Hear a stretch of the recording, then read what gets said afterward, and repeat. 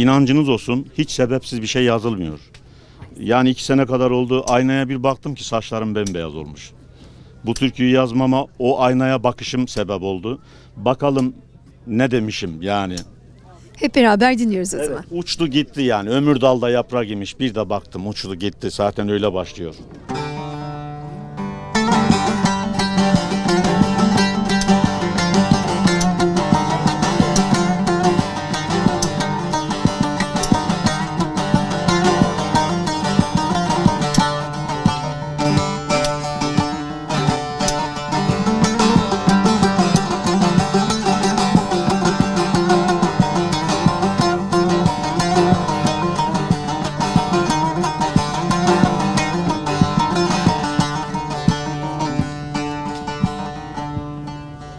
Ömür daldan yaprak imiş, bir de baktım uçtu gitti. Ömür daldan yaprak imiş, bir de baktım uçtu gitti. Kıymatını bilemedim, böyle geldi geçti gitti. Kıymatını bilemedim, böyle geldi geçti gitti.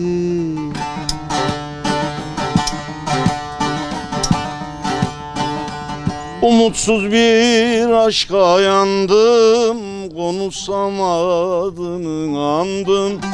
Ben böyle gidecek sandım, tutamadım geçti gitti. Umutsuz bir aşka yandım, konuşsam adını andım. Ben böyle gidecek sandım, tutamadım kaçtı gitti.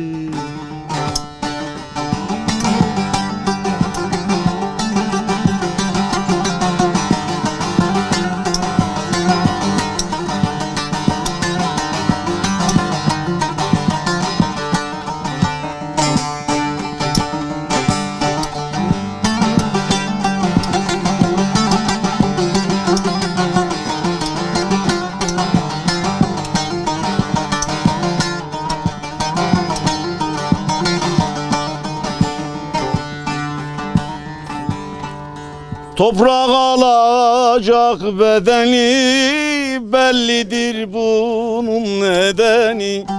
Toprak alacak bedeni, bellidir bunun nedeni.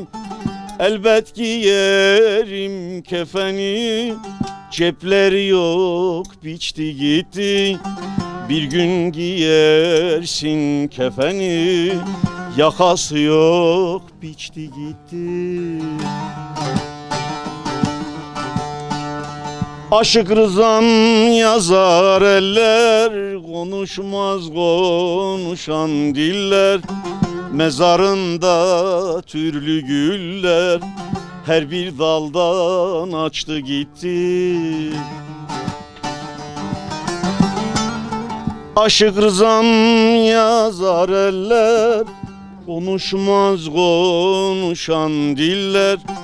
Mezarında türlü güller, her bir daldan açtı gitti. Mezarında türlü güller, her bir daldan açtı gitti. İşte böyle. Eyvallah. Hangi türkü yüreğe dokunmaz ki? Dilleri lal eder, gönülleri susturur. Aşık da konuşmaya başlayınca Kültür Kervanı ekibi olarak da bizi susmak düşer. Size de yürekten teşekkür ediyorum.